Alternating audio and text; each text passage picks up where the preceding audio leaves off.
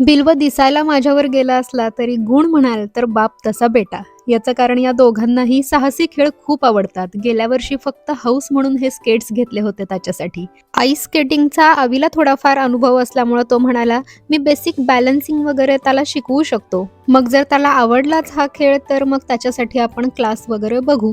आवीचं office संपलं आणि कधीतरी बिल्वच्या डोक्यात आलं की तो म्हणायचा, बाबा चल आपण स्केटिंगची प्रॅक्टिस करूया, आणि तिथल्या तिथं फक्त 5 मिनिटांसाठी हे एक राऊंड मारून यायचे घरासमोरच. पण यावर्षी बिल्वला हा खेळ जास्त आवडायला लागलाय, कारण आता त्याला बॅलन्सिंग जमायला लागलंय आणि तो म्हणतोय आता मला कोचिंग हवंय. तर इतकं छान तो बॅलन्सिंग शिकला आणि आवीनं त्याला शिकवलं हे बॅलन्सिंग. तो खूपदा पडला, रडला, पण मला आता हे करायचंच नाही असं एकदाही म्हणाला नाही. आजूबाजूला बघून, आई बाबांकडे बघून त्याचं बऱ्याच गोष्टी शिकणं सुरू आहे. पण जिद्द आणि चिकाटीच्या बाबतीत मात्र तो आमचा गुरु आहे.